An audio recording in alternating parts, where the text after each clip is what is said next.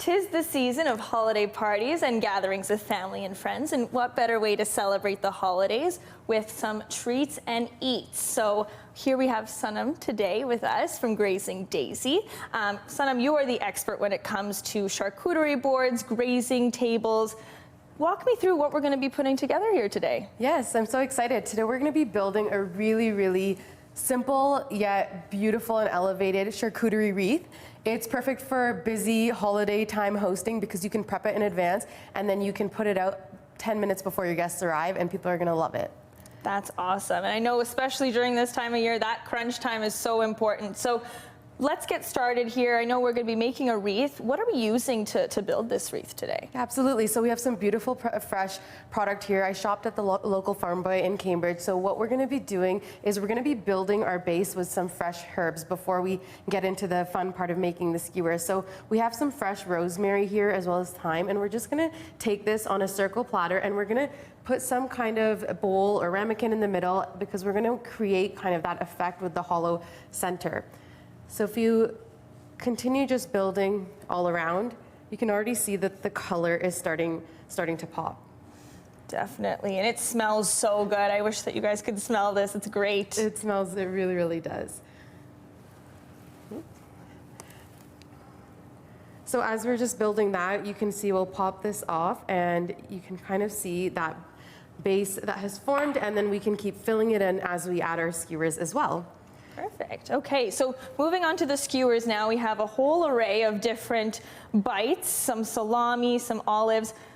Is there a technique to this? Yeah. Do you need to be an experienced charcuterie maker for this? Not at all. This is so simple. So really you want to focus on a few different elements. Obviously you have your olives. It's very antipasto. So you have some bocconcini, some tomato, some Irish cheddar in 2 different colors. So what we're going to do is we're just going to take some of our skewers, and I would recommend putting about 4 pieces per skewer on, and you can mix them up. You can whatever you feel like. Really, I would think that if you do them differently, it's going to create that more beautiful effect at the end anyway. So whatever you would like to do, we're just going to pop them on one at a time, and I do think about 4 would be the right amount.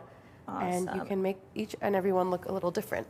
And what do you recommend? What's the best flavor combination, or what's your favorite flavor combination when it comes to all these options? Oh, I think that is a very interesting question because it would be different for everybody because I certainly do love olives. I love bocconcini. Well, I love everything that's on here. So that's why if we do a couple different ones, then everybody can kind of go for what they're drawn to.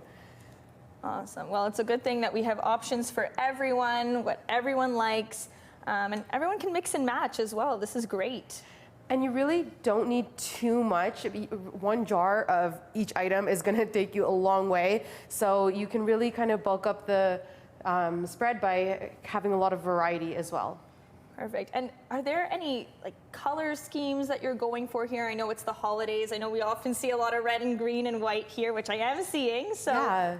I think definitely making sure that you have some kind of red, some kind of white, and green is going to be, that's why the fresh herbs are so nice for that green pop because it really adds some brightness, but definitely you want to have those red tomatoes in there, and the white bocconcini is just going to help take it to the next level as well. It's perfect. It's really coming together now. That looks beautiful, and it's so easy, and I feel like, I mean, at the end of a holiday party, usually you're left with leftovers, so how can people take these home? Yeah, these are so easy. You could have little to-go containers or little charcuterie cups, and if you have leftovers, people could literally just take a couple and pop them in and have a snack for the ride home.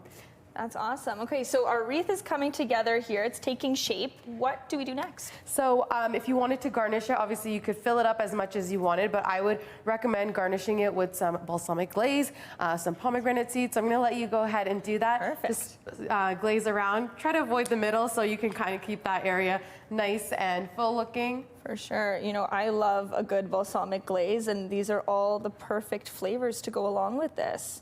It looks so pretty. It looks beautiful. And honestly, this is so easy to make. I mean, you can bring this to a holiday party as like a potluck type of thing. You can have it as the host. It's very versatile and super easy to make, which is great. It's definitely a crowd pleaser. There's just so much variety in it, and it really kind of helps elevate such a simple little concept and items that you basically can get out of a jar. That's awesome. And so I know you said that it's pretty easy to prep in advance. In terms of sort of, what can people do to prepare in advance? What can I do? What can I cut or pick up? Yeah, that's a great question. So you can actually prepare all of this one night before or the morning of. You can cut your cheeses, you can fold your meats and build the skewers and just put them in an airtight Tupperware container. And if you are going to layer them, put down some parchment paper and they're going to be fresh and perfect for the next day. That's awesome. And obviously here we have our finishing product. That was super easy to make, so super easy. quick. So that was great. Thank you so much, Sanam, for coming in today. Hopefully everyone can take this home, make it themselves, and enjoy the holidays. Happy holidays. Thank you so much. Happy holidays to you too.